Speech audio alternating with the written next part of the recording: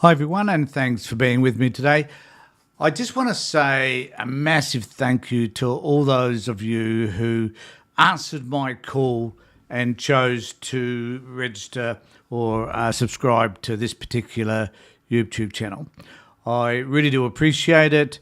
I announced during the week that I'll be retiring at the end of June this year, and that from that point on I'll be doing things differently. So I'll be ending my career as a social worker in terms of the therapeutic work I've been doing for 30 odd years, and I will now be focusing more on my YouTube presentations, still fighting for social justice, still hoping that we'll be able to make a difference in this world and being able to present progressive ideas in particular. So I hope that all of you that are here will subscribe and that you will do what I think is the right thing and at least have a look at my channel and subscribe, ring the bell, do what you need to do, get notifications. Because as time goes by, there will be more and more of these particular feeds. So, and I hope that you will gain from enjoying, from being a part of my community, which is really about having this sort of interaction with you so that I can still present the things that I think are important to me. So one of those things that I will be presenting to you today is, though, there's a few things. There's Senator Antic, who is up to his normal antics. And the reason why I'm highlighting this particular senator is that he represents what's happening on the right wing of politics here in Australia, primarily because we tend to, in Australia, lose sight, I think, of the influences that the right wing potentially can have on our politics, on the way we view our world, on life in general. And so it is important, therefore, that we have a look at those people who are endeavouring to influence us in ways which I think we at least need to be wary of. And now, I've never advocated for a moment that we should end free speech, but when people have the opportunity to be able to say whatever they need to say, particularly politicians in Parliament, then we clearly need to try and find a way to make a stand against the bizarre, sometimes and unnecessary comments that they do make. So this is one of those dudes, and he made a statement on which came across my Twitter feed, which I think deserves to be highlighted. And so I'm just going to play this to you, and just let me know what you think. Any comments, just put down below. I'm anxious to have conversations with you about these sorts of issues. If you disagree with me, that's fine too. Let's have a discussion about it. I do need to say that if anybody ever wishes to join me on my channel to talk about the things that matter to them, regardless of your position, I'm more than happy to facilitate that. So this is what my mate had to say, and let's just talk about it as he goes through it. Despite all of that, it doesn't matter how many parades the Prime Minister goes off and marches in, doesn't matter how many colourful parades he goes and marches in, doesn't matter how many all expenses paid trips he takes to go and visit the global glitterati, the little fella from Ukraine, whatever his name is, in the green t-shirt. Now, I just need to say that here's a man who somehow, as a guy that's paid somewhere around $200,000 a year to spout this crap, thinks that the elite, I think, is what he's saying, which is the way he refers to Albanese, not realising for a moment that he is a part of that elite, is in Parliament, is earning a whacking big salary, and is doing bugger all for it, from what I can see, apart from complaining about Zelensky and Ukraine. And I find, personally, this is extremely offensive when a person decries a country that is being overtaken and dominated by a country, any country, but particularly such as Russia. Haven't been a fan of the wars in Afghanistan and all around the world either.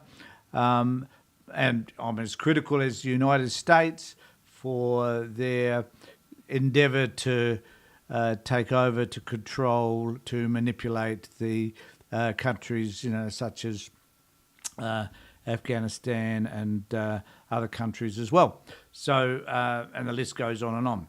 So I'm concerned, though, that in this particular case, this dude is trying to diminish the Ukrainian people and their fight for freedom and our right to be able to make a stand for democracy in their particular, and to assist that particular country in doing so. He's whatever his name is anyway. Who cares?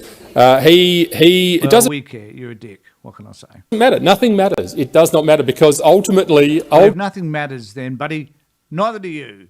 You don't matter either. Hence the reason why I'm playing you. You're about as redundant as they come. ultimately, well, I can't remember what his name is. He's just on the screen all the time. But anyway, it doesn't matter because ultimately what happens here is we get the same recycled product over and over and over and over again. They're making it up as they go along. Senator Antic, sorry. Here we go. Senator This is on his good. seat. Senator Ayres. Point of order. Acting Deputy President, that was an extraordinary reflection on the leader of Ukraine, who, for I thought everybody in this place has been a symbol of a very Is there a important point of struggle order? for democracy and freedom, and you want to ask him to withdraw that. Which, of course, he probably does. So that's Senator Antic. But what other antics has this man been up to? And I was perusing just did a search on him, and this article is 3 months old. But Alex Antic describes Play School segment featuring drag queens as adult content in claim rejected by the actual broadcaster, which is the ABC, obviously. Liberal senators have accused the ABC of grooming children, allowing... Now, my particular concern about this is that it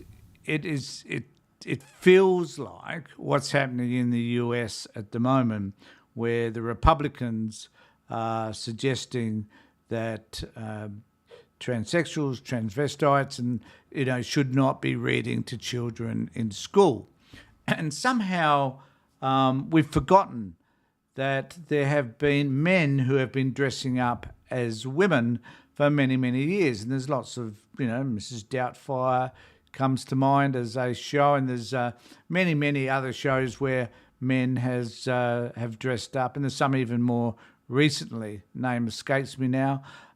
White Men, something or other.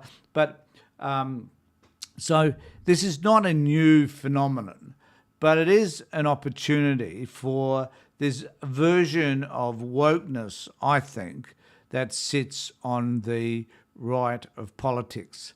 And so they attack the left wing for progressive and different ideas, primarily because they can't find the space to create their own ideas. So it's all about let's attack whatever it is that we need to, even if we don't necessarily disagree with it ourselves, but at least give the impression that these are issues which we disagree with.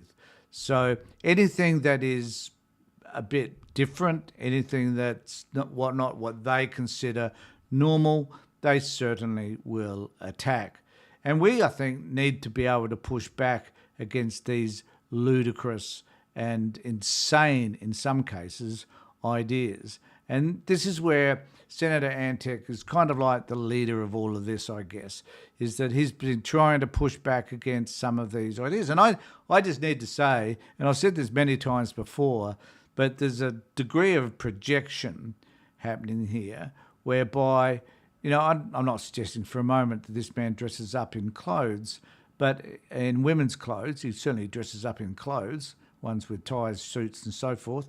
But I am suggesting that people that object to this stuff are often objecting because of their own fears about parts of their personality which they are fearful of. And so, sexuality, homosexuality, lesbianism, and a whole lot of other things are issues which a lot of these people feel confronted by because they're not comfortable in their own bodies to start with, and therefore they must project those fears out on the rest of us. So be mindful whenever you see somebody projecting some crap that you think is a bit unsavoury, then just think about, firstly, whether or not you agree or disagree, and secondly, is there something within you that you're fearful of, that you're projecting across to the community? And if there is, then I suggest you find some space to deal with that issue so that you can sort yourself out and so that you can express yourself, hopefully, more appropriately. And so this particular dude is accusing the ABC of grooming children. I mean, you've got to admit, the ABC and Play School have been grooming children for years. They've been educating them. They've been broadening their horizons. They've been, in many cases, taking kids out of, what are restrictive and unhelpful environments, and through television placing them into places which are perhaps, in some cases, far happier than where they are, and producing ideas and helping to encourage them to read, to write, to think creatively. This is what the ABC has been doing through Play School and other children's programs. However, in this instance, the guy thinks that they're grooming children. Allow employees to run rogue on social media in a fiery and at times chaotic Senate estimates hearing. South Australian Liberal Senator Antic was up to his old antics, made the claim about grooming over a Play School segment that featured drag queen Courtney Act reading a story about dressing up. Now, I'm still confused as to what it is they think that's extremely upsetting. Is it the fact that these are men who are dressing up? Are they confused because for some reason they think that this has some sexual connotation that children, at a very early age are going to pick up on, something kids know nothing generally about at the ages he's talking about? What is it specifically that this man objects to in relation to, Courtney Act reading a story to them? Are they going to find it amusing? Are they going to find it sad? Are they going to, be thinking about what this means to them as kids sexually? No, I don't think they are. Are they able to determine whether this is a man dressed in a woman's clothing? Don't know that either. Neither does he. He's a strange and weird sort of character. So I'm just saying we need to be mindful of the way this stuff is presenting. Now, I want to go to an article which was in the Saturday paper. And this is changing tact a little bit because this is about children jailed for being homeless. And for those of you that do know anything of the work that I've done over the years, it's been working with kids that have been placed in, or families where they've been impacted by the child protection system. And in this particular article, there is a story which concerns me considerably and has for many, many years. And it's in relation to the way we treat kids when we take them away from their parents, and particularly when we place these kids in residential care facilities. So this is a facility which is a house generally, 4 or 5 other kids perhaps in that house. They have workers on a rotating roster 24/7. There's not a sense that this is a family. Kids come, kids go. And some kids behave okay in this environment, other kids behave pretty poorly. And kids are influenced, obviously, by the behaviour of others. And there have been many kids that I've spoken to have been in these places and they certainly don't feel very safe. In fact, many of them would probably be safer with their parents, as dysfunctional sometimes as those families might be. But the government seems to think that they're the ones that have control over what is supposed to be a safe environment for children. A lot of the environments in which the government, from which the government take children are unsafe. I get that. But there's many of those environments which are safer than those provided by the government. The government seems to think that they are the ultimate parent, that there's everything that they do is correct, that they're going to provide a safe haven for children who they believe are either unsafe or potentially will be living in an unsafe household. So they placed them in these residential care facilities on many occasions, apart from foster care or kinship care. And in this particular instance, this is a story of Joel, who, and it just starts off, just need to read the top part of this.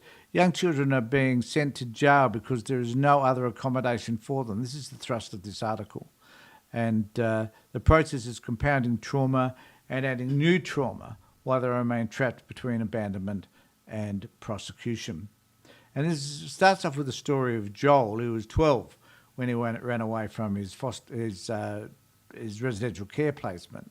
He should have been in primary school. Instead, he was escaping from his residential care facility, clearly not a very happy place, a sometimes problematic form of group housing used in the child protection system. Then listed as a missing child, so this kid is a GOM kid, so is the guardianship of the minister kid. The state is responsible for him. However, he's run away. So are the state effectively doing their job or not? Well, I guess one could argue that if a child runs away from any home, then the parent is perhaps not being able to do what they need to do, and the child is, I guess we could say in most cases, is feeling unsafe. Well, I guess one can assume that this child, with the parent being the government, feels unsafe. There was a minor infraction, but they set off a chain of events that would see Joel imprisoned, despite having never been convicted of a crime. He was 12. And I know of cases where a child has, I don't know, in a fit of anger, busted a TV set, wrecked a computer, whatever, and the police have been called, and that kid has been held in custody while they investigate and all that sort of stuff, and finds himself before the youth court. Now, in my household, if a child broke a television set or a computer, there would be consequences. But I wouldn't be calling the police to have the child arrested and then potentially having a criminal case brought against them. Why would I do that? Just think of the cost involved to start with. And why would I put a child through any of that?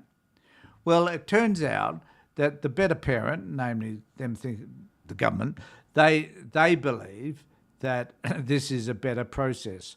Now, remembering that the people who are looking after these kids are not their parents. The people looking after these kids on the whole in residential care facilities are youth workers. They're not looking after these kids as a parent would. They're not thinking about these children as a parent would. Consequently, they are behaving as someone may in the community. If a child came in and destroyed something that you owned, you might take some action against them, or may not. If you're a reasonable person, I would suspect that you wouldn't. However, who said any of these people are reasonable? As a result of this, there's a whole bunch of kids that find themselves before the youth court as a result of these sorts of behaviours. His story and subsequent appearance in the Children's Court in New South Wales were tracked by Charles Sturt University researchers investigating children out of own care and the justice system. A court exchange recorded in their 2020 report reveals that Joel was granted bail, but because he had lost his placement, so in effect, this kid was kicked out of his home. He was rendered homeless, was taken to a state government child protection office to find suitable accommodation, a requirement for release under the State's Bail Act, designed to keep vulnerable kids on the street. They can go to the government, they will help them. No, they won't. Again, the situation escalated. He was missing his mother, and after an argument, threw a chair that hit one of the workers on the leg. So my guess is that this kid, Joel, was wanting to go back to his parents. The government's refusing to do that. And so he got angry. He threw a chair, which I guess one can understand. I mean, to some extent, we can all sympathise with that, I guess. A kid wanted to go back home. He was not allowed to do that. He got angry. He threw a chair. As a result of that, he was placed in some sort of juvenile centre.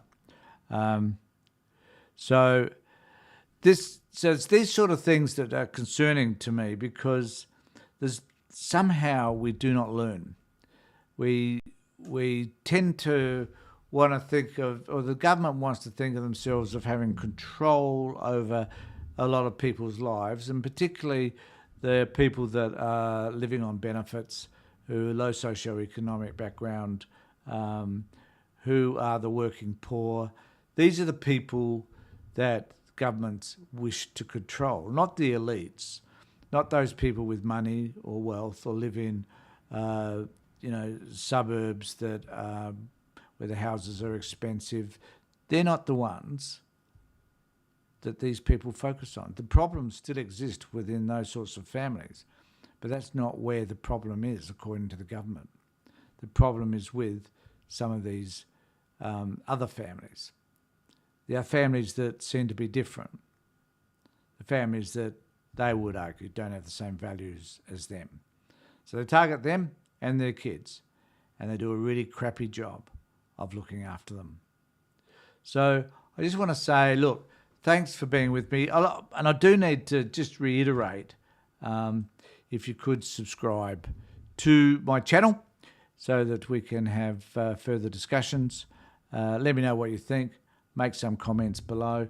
And if you wish to contact me, you can contact me at this email address, and we can have a discussion there. All right, thanks everybody. Take care. Look after yourselves. And more importantly, be safe.